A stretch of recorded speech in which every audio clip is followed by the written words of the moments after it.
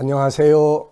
김성길 목사와 함께하는 GTS 말씀 묵상 두 번째 주간 묵상이 되겠습니다. 오늘은 둘째 주의 첫째 날 묵상입니다. 첫째 날은 묵상의 주제가 이 본문 전체의 내용을 내 안에다가 그려 넣는 것입니다. 그림 그리는 거죠. 본문의 내용 전체 흐름을 내 안에다가 그려 넣는 것입니다. 우리가 어디를 가든지 뭘 하든지 간에 내가 하고 있는 것, 내가 또 간 곳, 내가 공부하는 내용들, 이거를 내 안에다가 이렇게 담는 것은 굉장히 중요한 것이죠. 모든 것은 안에 담겨져 있을 때 뭔가 활용할 수가 있게 되는 것이죠. 그래서 첫째 날은 본문 전체의 흐름을 내 안에다 이렇게 그림으로 그려 넣는 것입니다. 자, 그러면 이제 우리가 제일 먼저 그림을 보고 생각을 집중하고 분석하고 하는 코너를 우리가 살펴보도록 하겠습니다. 자, 여러분들 그 23페이지를 보시면 이런 그림이 나옵니다. 자, 요 그림. 이 그림은 아마도 군인들 이렇게 나라를 위해 싸우다가 순직했던 그런 군인들의 어떤 집단 묘지가 아닌가 하는 생각이 들어요.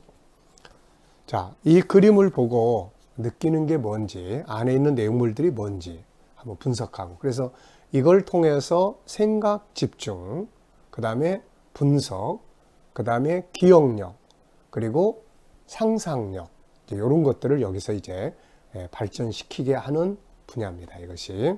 자, 그러면은 먼저 그림을 보고 느낌을 한번 적어 보겠습니다. 제가 적은 내용들을 소개해 드리면 저는 이렇게 적었어요. 평화로움. 뭔가 이렇게 굉장히 그 평화로움을 느껴요. 그러면서도 희생, 눈물, 아픔, 그리고 희망, 또 영광, 이런 것들이 이렇게 다양하게 느껴집니다. 자, 그림 안에 있는 내용물을 찾아보기. 우선 하늘, 그 다음에 또 구름, 나무숲, 그리고 십자가, 수많은 십자가들. 그래서 이게 아마 공동묘지가 아닌가 싶어요. 또 어떤 그런 군인들을 장례한 그런 지정된 공원, 이런 거죠. 그리고 이제 잔디. 여기까지가 이제 보이는 부분이에요. 보이지 않는 부분들도 우리가 상상해 볼 수 있죠. 하늘 위에는 뭐가 있을까? 이 사람들하고, 이 죽은 사람들하고 하늘과 어떤 관계가 있을까? 만약에 이 사람들이 순교자들이거나 그리스도 안에 있는 사람들이라면 이 사람들은 이 겉의 묘지가 있지만은 그러나 그들은 하늘, 셋째 하늘의 영광을 누리게 될 것이다 라는 생각도 해봐요. 또 이 땅 밑에는 뭐가 있을까? 겉에 십자가를 딱 꽂아놨는데 땅 밑에는 그들의 시체나 유골, 이런 것들이 있을 거예요. 그리고 그 안에 들어가 보면 아픔도 있을 거고 눈물도 있을 거고, 이게 만약에 군인들의 묘라면은 어느 산골짜기에서 부모를 그리워하면서 죽었던 이제 그런 그 아픔과 눈물의 사연들이 또 이 속에 있을 거다. 많은 것들을 생각하게 합니다. 자, 연관된 이야기나 사람 적어보기. 자, 이 그림하고 어떤 연관성들이 있는 것들이 있을까요? 저는 두 개 적었는데, 하나는 우리나라의 6.25 전쟁 참전 용사들에 대한 생각을 적었습니다. 고맙죠. 특히 외국인들이 와서 우리나라에 와서 참 어느 곳인지도 모르잖아요. 철원, 또 저 낙동강, 또 무슨 이런 하여튼 곳곳에 그런 고지에서 적과 싸우면서 거기가 어딘지도 모르고 부모 형제를 생각하면서 죽어가는 그들의 모습을 생각하면 막 마음이 아프죠. 그리고 고맙죠. 이런 것들이 또 생각이 나고, 또 이게 만약에 순교자들의 묘지라고 한다면은 믿음을 지키기 위해서 순교했던 많은 하나님의 사람들의 그런 눈물, 아픔, 그러면서도 하나님 나라에서 누리고 있을 그들의 영광, 이런 것들이 많이 떠오릅니다. 자, 그리고 이제 네 번째는 상상력이에요. 이 그림이 있기 전에 이 그림 앞에는 어떤 일이 있었을까? 자, 이 그림을 2라고 한다면 앞에 1에는 어떤 그림이 있을까? 굉장히 여긴 평화로운데 반면에 앞에는 치열한 전투 장면. 그게 신앙의 영적 싸움이든 아니면 육적인 어떤 그런 싸움이든 간에 치열한 전투 현장, 이게 있었을 것 같고요. 자, 요 그림 다음의 그림을 생각한다면 영광, 상급, 평화로운 그런 삶, 이런 것들이 그릴 수 있지 않을까 하는 생각을 해봅니다. 자, 이걸 이제 우리가 좀 더 이렇게 확장시켜서 우리들의 인생의 여정으로 한번 본다면, 자, 오늘의 나의 그림이 있습니다. 저 같으면은 강변 성산교회 담임 목사, 목회 38년 동안 이렇게 해온 목사, 나의 삶이 오늘에 이렇게 있어요. 근데 앞으로 10년 뒤에는 어떤 모습의 그림을 그릴 수 있을까? 10년 뒤 은퇴하고 원로 목사로서의 이제 어떤 삶을 살아가면서 KDM의 원장으로서의 성경을 가르치고 선교 현장에 이렇게 다니는 어떤 모습, 이걸 그릴 수 있겠죠. 그 다음에 그림을 그린다면은 만약에 90대까지 이렇게 산다면은 돌아다니는 이런 것보다는 하나님과 깊은 영적 교통, 이런 게 이제 사실 하고 싶어요. 이렇게 마지막 시간이 갈수록 세상에 이런 자꾸 놓고 이제 하나님과 깊은 그런 영적 교류, 네. 그러면서 이제 하나님 앞에 부름받는 이제 이런 장면들이죠. 10년 뒤에는 뭔가 이제 은퇴하고 더 열정적으로 일할 수 있는 이런 그림. 그렇다면은 오늘의 지금 나의 이렇게 삶의 모습, 내가 또 준비하는 이런 것들이 10년 뒤에는 어떤 모습으로 만들어질까? 10년 뒤에 나의 모습이 마음에 안 든다. 그러면은 어떤 그림을 그리고 싶은가를 생각하고, 그렇다면 거기에 맞는 준비를 지금부터 해야 되지 않을까 하는 생각을 해요. 여러분들도 지금 여러분의 삶의 모습, 그림이에요. 앞으로 이게 5년, 10년 뒤에는 어떤 그림이 그려질 것 같습니까? 그게 마음에 드세요? 만약에 그 10년 뒤에 그려질 그림이 마음에 안 든다면 오늘의 그림을 일단 바꾸는 게 필요하겠죠. 그러면 10년 뒤에 나타날 그림도 바뀌어지니까요. 네. 자, 그림 보면서 많은 걸 생각하게 하죠. 자, 그러면 이제 본문 말씀을 우리 한번 읽어보겠습니다. 이 본문을 읽으실 때는 이제 구조가 어떻게 되어 있는지를 우리가 일단은 한번 살펴보면서 이 말씀을 볼 수 있기 바랍니다. 읽으실 때는 항상 눈으로 읽고 말로 읽고 그 다음에 생각으로 읽으라는 거예요. 로마서 2장 1절. 그러므로 남을 판단하는 사람아, 누구를 막론하고 내가 핑계하지 못할 것은 남을 판단하는 것으로 내가 너를 정죄함이니 판단하는 네가 같은 일을 행함이니라. 그런 일을 행하는 자에게 하나님의 심판이 진리대로 되는 줄 우리가 아노라. 이런 일을 행하는 자를 판단하고도 같은 일을 행하는 사람아, 네가 하나님의 심판을 피할 줄로 생각하느냐. 혹 내가 하나님의 인자하심이 너를 인도하여 회개하게 하심을 알지 못하여 그의 인자하심과 용납하심과 길이 참으심이 풍성함을 멸시하느냐. 다만 내 고집과 회개하지 아니한 마음을 따라 진노의 날 곧 하나님의 의로우신 심판이 나타나는 그날에 임할 진노를 내게 쌓는도다. 하나님께서 각 사람에게 그 행한 대로 보응하시되 참고 선을 행하여 영광과 존귀와 썩지 아니함을 구하는 자에게는 영생으로 하시고 오직 당을 지어 진리를 따르지 아니하고 불의를 따르는 자에게는 진노와 분노로 하시리라. 악을 행하는 각 사람의 영에는 환난과 공고가 있으리니 먼저는 유대인에게요 그리고 헬라인에게며 선을 행하는 각 사람에게는 영광과 존귀와 평강이 있으리니 먼저는 유대인에게요 그리고 헬라인에게라. 이는 하나님께서 외모로 사람을 취하지 아니하심이라. 무릇 율법 없이 범죄한 자는 또한 율법 없이 망하고 무릇 율법이 있고 범죄한 자는 율법으로 말미암아 심판을 받으리라. 하나님 앞에서는 율법을 듣는 자가 의인이 아니요 오직 율법을 행하는 자라야 의롭다 하심을 얻으리니 율법 없는 이방인이 본성으로 율법의 일을 행할 때에는 이 사람은 율법이 없어도 자기가 자기에게 율법이 되나니 이런 이들은 그 양심이 증거가 되어 그 생각들이 서로 혹은 고발하며 혹은 변명하여 그 마음에 새긴 율법의 행위를 나타내느니라. 곧 나의 복음에 이른 바와 같이 하나님이 예수 그리스도로 말미암아 사람들의 은밀한 것을 심판하시는 그날이라. 유대인이라 불리는 내가 율법을 의지하며 하나님을 자랑하며 율법의 교훈을 받아 하나님의 뜻을 알고 지극히 선한 것을 분별하며 맹인의 길을 인도하는 자요 어둠에 있는 자의 빛이요 율법에 있는 지식과 진리의 모본을 가진 자로서 어리석은 자의 교사요 어린아이의 선생이라고 스스로 믿으니 그러면 다른 사람을 가르치는 내가 내 자신은 가르치지 아니하느냐. 도둑질하지 말라 선포하는 내가 도둑질하느냐. 간음하지 말라 말하는 내가 간음하느냐. 우상을 가증히 여기는 네가 신전 물건을 도둑질하느냐. 율법을 자랑하는 네가 율법을 범함으로 하나님을 욕되게 하느냐. 기록된 바와 같이 하나님의 이름이 너희 때문에 이방인 중에서 모독을 받는도다. 네가 율법을 행하면 할례가 유익하나 만일 율법을 범하면 내 할례는 무할례가 되느니라.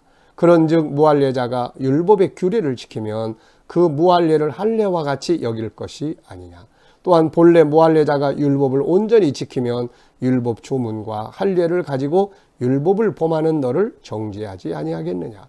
무릇 표면적 유대인이 유대인이 아니요 표면적 육신의 할례가 할례가 아니니라. 오직 이면적 유대인이 유대인이며 할례는 마음에 할지니 영에 있고 율법 조문에 있지 아니한 것이라. 그 칭찬이 사람에서가 아니라 다만 하나님에게서니라. 아멘. 자, 1번 본문 읽고 느껴지는 건 뭔가? 어떠세요? 좀 막 복잡한 생각 들죠? 그 단어가 그 단어 같고 그 단어가 그 단어 같고 네. 그렇지만 한 주간 이렇게 묵상하다 보면은 내용 하나하나를 이해하는데 큰 도움이 되고 그 속에 들어있는 깊은 은혜들을 이렇게 느낄 때 감동이 오고 은혜가 되는 것입니다. 자, 본문을 읽고 느껴지는 것 혹은 기억에 남는 것 이렇게 바꿔보셔도 돼요. 혹은 기억에 남는 것. 본문을 읽고 혹은 기억에 남는 것은 무엇인가? 네. 이게 이제 뒤에 질문에 나오는 건데 이제 미리 쓰셔도 돼요. 그래서 본문을 읽고 깨달아지는 것, 느껴지는 것, 혹은 가장 강하게 내 속에 딱 들어오는 어떤 단어 이런 걸 적으시면 되는데 저는 일단 이 본문 전체 내용을 좀 잘 이해할 수 있기 위해서 이제 10가지로 정리를 했어요. 그래서 첫째는 죄를 범하는 사람들. 앞에서 이제 이방인들의 죄를 많이 이야기했잖아요. 근데 이런 일을 하는 사람들을 막 우리가 정죄하잖아요. 저것들 말이야. 나쁜 짓 하고. 근데 우리가 또 그 일을 같이 행동한다는 거죠. 네. 사람은 참 우스워요. 앞에 가는 사람의 뒷머리를 보면서 아이고, 뒷머리가 저렇게 훤하네. 그러고 가요. 그러면 또 이제 내 뒤에 오는 사람이 또 내 뒷꼭지를 보고 또 비판을 해요. 이렇게. 이게 우리들의 어리석은 모습이에요. 자, 그거 하나 적어봤고요. 두 번째는 하나님은 우리가 이런 죄들에서 항상 회개하고 돌아오기를 기다리고 계세요. 이게 하나님의 긍휼이고 인자하심이에요. 바로 심판해버리지 않으시고. 그런데 우리가 어리석게도 그것을 멸시해. 하나님이 돌아오라고 그러면 멸시해요. 오늘날도 우리가 가서 그런 사람들 보고 아이고 예수 믿고 회개하세요 그려보세요. 잘못하면 돌 맞습니다. 그래서 그런 거 하나 있고 세 번째는 고집과 회개하지 아니한 마음 때문에 심판받는다. 결국 우리가 심판받고 하나님의 진노를 받는 이유는 죄 때문이 아니고 죄를 회개하기를 바라시는 하나님의 은혜를 무시하고 자기 고집대로 그 나쁜 짓 하면서도 고집 뭐야 이거 난 이게 중요한 거 난 이게 옳다고 생각해 고집 부리는 이것 때문에 심판받는다. 자, 그 다음에 이제 네 번째는 하나님은 각 사람의 행한 대로 보응하신다. 선을 행한 자는 선의 결과, 악을 행한 자는 악의 결과. 자, 다섯 번째는 하나님은 사람을 외모로 취하지 않으신다. 그래서 이제 그 뒤에 여섯 번째, 율법이 기준이 돼요. 이것 때문에 심판받는다. 그래서 외모로 사람을 취하는 게 아니에요. 유대인이라 구원하고 이방인이라 심판하는 게 아니에요.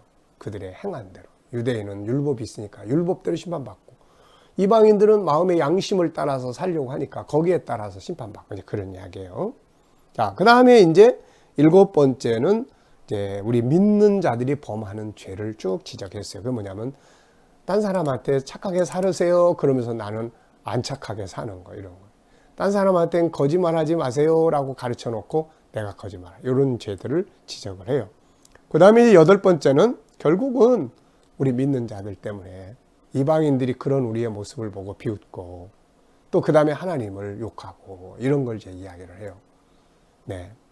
자, 그 다음에 이제 아홉 번째는 진짜 중요한 건 뭐냐. 겉에 뭐 할례를 받고 율법을 지키고 이런 게 중요한 게 아니다. 할례는 속 사람이 받아야 된다. 오늘 우리도 신앙의 경력은 엄청나게 많고 뭐 직분은 많은데 안에 들어가 보면 신앙인다움이 하나도 없는 경우. 그래서 진짜 중요한 건 속 사람이 세례받고 성령 세례받고 거듭나고 바르게 사는 거다. 마지막 열 번째는 맨 마지막 절인데요. 진짜 칭찬을 받아야 할 거는 사람한테 받는 게 아니에요. 하나님으로부터 받아야 된다. 우리는 사람 앞에 보이려고 할 때가 많아요. 그래서 그 사람이 없으면 안 합니다. 하다가도. 그래서 바울 사도는 진짜 참 기독교인은 겉모습이 아니라 속 사람이고, 진짜 칭찬받아야 될 건 사람이 아니라 바로 하나님이다. 이제 이런 이야기죠. 자, 구조입니다. 이제 구조. 내용을 암기하기 위해서는 이제 구조 정리를 하면 훨씬 쉬워져요. 저는 본문의 구조를 5, 5, 6, 6, 7 이렇게 적었어요. 그래서 앞에 5는 쉬우죠. 쉽죠. 5, 5, 6, 6, 7. 앞에 5는 1절로 5절인데 남을 판단하면서 자기가 또 그 죄를 동일하게 짓는 이런 문제를 이야기하고요. 그 다음에 5는 6절로 10절인데 결국 행하는 대로 다 심판을 받게 된다는 이야기고요. 그 다음에 6은 11절로 16절인데 결국 행위대로 심판을 받는다. 그 다음에 6은 17절로 22절인데 유대인, 믿는 자의 죄는 형식적인 것이다. 그리고 마지막 7, 23절로 29절은 진짜 유대인은 할례받는 게 아니고 속 사람이 할례받는 거다. 네, 이런 걸 이제 이야기를 합니다. 자, 처음의 내용과 마지막 내용. 첫 구절의 핵심적 내용은 뭐냐면 남을 판단한다는 내용이고, 끝줄에는 참된 칭찬은 하나님께로부터 오는 것이다. 판단하는 거. 이런 죄를 짓는 자들을 판단하면서 또 네가 그렇게 행동한다. 이 부분이고, 끝에는 진짜 칭찬은 사람에게 받는 게 아니라 하나님께 받는 게 중요하다. 자, 세 번째입니다. 본문에서 중요하다고 생각되는 내용들이 굉장히 많죠. 그 중에 한 가지 주제를 정해보고 간단한 내용을 정리해보자. 저는 9절로 10절을 뽑았어요. 악을 행하는 영에게 환난과 공고가 있고, 선을 행하는 각 사람에게 영광과 존귀와 평강이 있다. 네. 사실 우리들이 삶의 현장에서 보면은 결국 우리는 둘 중에 하나를 살아요. 죄성을 살든지 선한 모습으로 살든지. 근데 선하게 살면, 선한 성품이 나타나면 오늘 여기 있는 것처럼 평강을 얻어요. 평안해. 관계도 평안하고. 그리고 사람들에게 존귀하게 인정을 받아요. 그리고 영광을 얻어요. 근데 죄를 행하면 자꾸 곤고함이 많아. 피곤함이 많아요. 싸워야 하고, 또 그것 때문에 계속 관계가 나빠지게 되고, 그것 때문에 고민하게 되고, 막 평안함이 없는 거예요. 이거. 그래서 우리가 구원받는 것도 필요해요. 죄에서. 더 중요한 거는 오늘의 삶이 행복하기 위해서는 죄가 다스리는 삶이 아니라 선한 성품이 지배하는 그런 삶을 우리가 만드는 게 아주 중요하다는 거죠. 자, 이제 이야기 만드는 시간입니다. 사건이 기록된 성경은 이야기 만들기가 좀 쉬운데, 이렇게 강론식의 내용은 이야기 만들기가 좀 어렵죠. 그래서 그렇지만 여러분들이 한번 여러분들 식으로 해석을 하면서 이렇게 이야기로 한번 풀어보면 내용이 훨씬 더 쉬워집니다. 자, 본문을 읽을 때의 느낌하고 제가 이제 이걸 이야기식으로 이렇게 풀어서 들려드리는 거하고 어떤 게 더 쉬운지 한번 보시기 바랍니다. 우리는 남의 잘못을 지적을 잘합니다. 그러면서도 나중에 보면 또 자기가 그 길을 가요. 결국 이 모든 모습에 심판하시는 분은 하나님이십니다. 하나님은 우리가 이런 잘못된 행동, 죄 지은 자들을 비판하면서 판단하면서 자기가 또 그 길을 가는 이런 데서 회개하기를 바라세요. 그런데 안타깝게도 우리 인간들은 어리석고 고집스러워서 이걸 회개하지 않아요. 그리고 결국 하나님을 무시하다가 하나님의 진노에 이르게 되는 겁니다. 결국은 사람은 무엇을 심든지 심은 대로 거두게 됩니다. 선을 행하는 자는 영광과 존귀와 영생으로 거두게 되고, 당을 짓고 진리를 따르지 않고 불의를 행하는 자들은 진노와 분노, 하나님의 심판을 받게 되죠. 결국 죄라고 하는 것은 결과물을 가져오는데 고통과 심판을 가져오는 거예요. 악을 행하면 삶이 고통스럽고 곤고함이 오고, 선을 행하면 영광과 존귀를 얻고 삶이 평안해집니다. 하나님은 사람을 외모로 취하지 아니하세요. 그래서 이방인이든 우리 믿는 자들이든 죄진 사람은 심판을 하시는 거죠.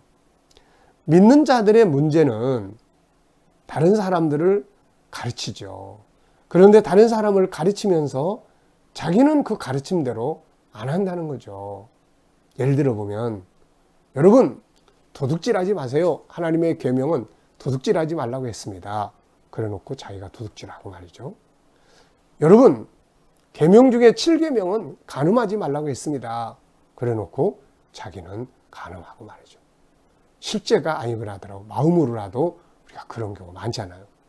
여러분 하나님의 계명 중에 2계명은 우상을 섬기지 말라고 했습니다. 그래 놓고 자기는 우상 신전에 가서 보고 저거 좋은 거네 그러고 싹 훔쳐가지고 오고, 율법을 가르치면서 성경을 가르치면서 자기는 성경대로 살지 않는, 이게 우리 믿는 자들이 짓는 죄예요. 1장에서는 이방인들의 죄를 많이 이야기했잖아요. 2장에서는 믿는 자들의 죄. 자, 그러면 이렇게 죄를 지적하는 이유가 뭘까요? 사도 바울이 1장에서 막 이방인들이 짓는 24가지의 죄를 얼마나 막 깊이 있게 지적했습니까? 근데 2장에 들어오면 마음이 아플 정도로 우리 믿는 자들의 죄를 막 다루고 있어요. 왜 그럴까요? 죄를 깨달아서 자기 학대하고 자기 멸시하고 하나님 떠나라는 게 아니고, 이걸 통해서 어디로 가까이 가라는 걸까요? 십자가 앞으로 가까이 가라는 거예요. 십자가 앞으로. 그래서 우리도 살아가면서 말씀 보면서 혹시 죄를 깨달아지면, 나 같은 건 예수 믿을 자격도 없어요.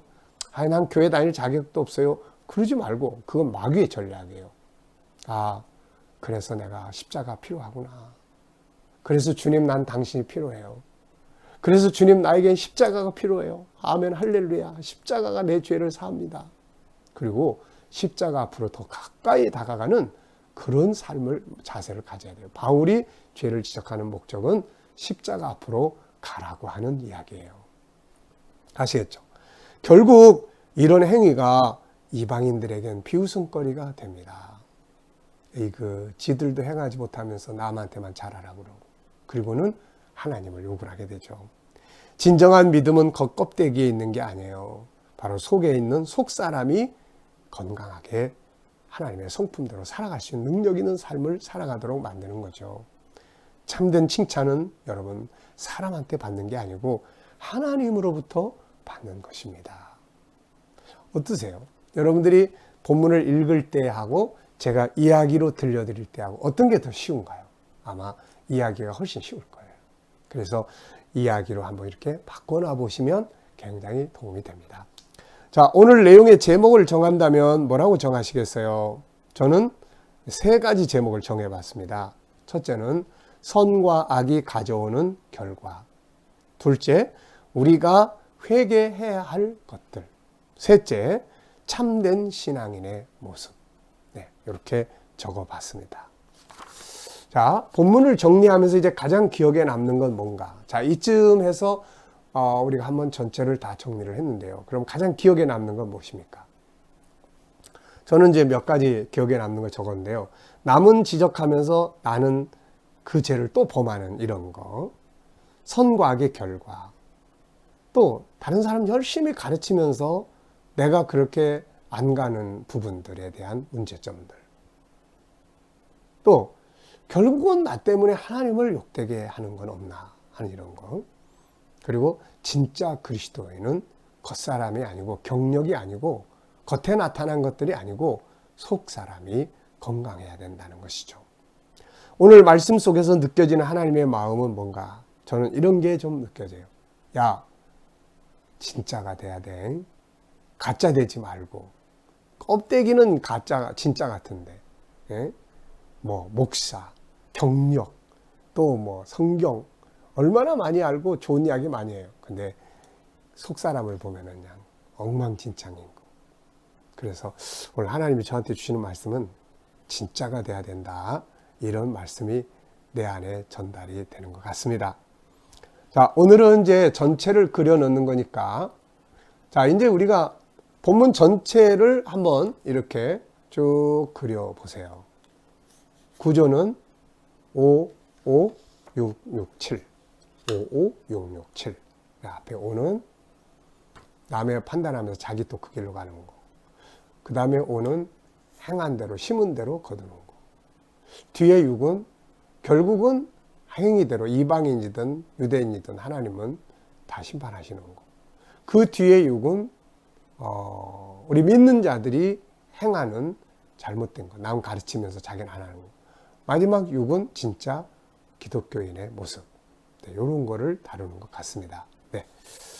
자, 오늘도 어디 가시든지 내 삶의 현장을 내 안에 딱 그려보는 사진, 겉에 눈으로 보는 사진만이 아니라 마음속에다 현장을 탁 찍어놓는 그런 기억력을 강화시키는 날이 되시기 바랍니다. 자, 오늘 주신 말씀들 가운데 뭐가 마지막으로 남으시나요? 남는 말씀 하나 기억해서 오늘도 묵상과 함께 승리하시기 바랍니다. 기도하고 마치겠습니다. 하나님 아버지 감사합니다. 로마서 2장을 통해서 우리 믿는 자들 좀 더 분발하고 잘 할 수 있도록 권고해 주셔서 감사합니다.